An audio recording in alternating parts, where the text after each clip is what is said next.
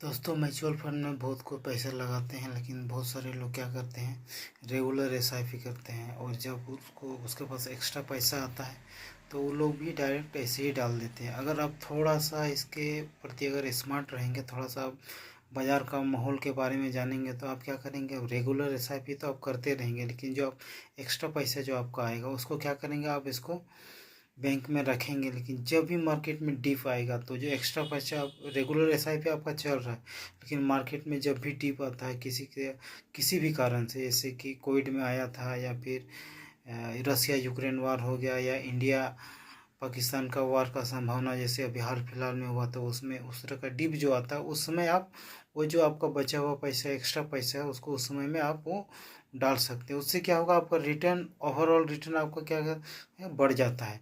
इसलिए आपको regular SIP तो करना ही चाहिए। उससे क्या है कि आपका हैबिट एगो बनेगा कि डाल हमको नहीं, हमको मार्केट में कुछ पैसा डालना है। अगर आप ये एसआईपी नहीं करते हैं, आप सोचते हैं कि नहीं जब डिप आएगा तभी डालेंगे, तो उससे क्या होता है, अगर बाय द वे 3 4 4 साल तक कोई डिप ही नहीं आएगा तो आप क्या होगा, आपका पूरा अपॉर्चुनिटी मिस हो जाएगा। इसलिए एसआईपी करना है।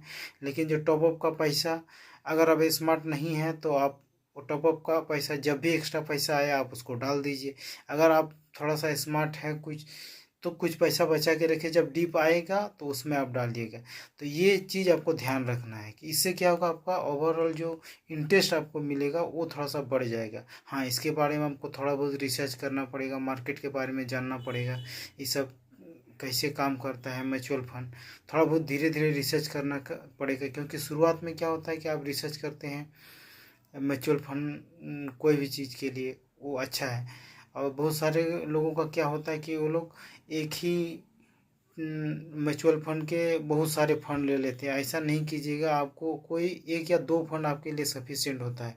या तो आप रिस्क लेने वाले हैं तो एगो लार्ज फंड ले लीजिए। अब या थोड़ा सा कम ज़्यादा रिस्क लेना है तो आप एगो स्मॉल कैप या मिड कैप ले लीजिए। उससे आपका पूरा पोर्टफोलियो कंप्लीट है, क्योंकि एक म्यूचुअल फंड लगभग लगभग 150, तो कोई 200, कोई 30 40 कंपनी से ज़्यादा ही में पैसा लगाता है। इसलिए क्या होता है, ओवरऑल तरह आपका मार्केट में ही पैसा लगता है। अगर आप थोड़ा सा खर्चा बचाना चाहते हैं तो आप ईटीएफ में लगा सकते हैं, ईटीएफ या जिसको हम इंडेक्स प्लान बोलते हैं, उसमें लगा सकते हैं। उससे क्या हो कि ओवरऑल जैसा मार्केट करेगा उसी हिसाब से आपका रिटर्न भी बनेगा।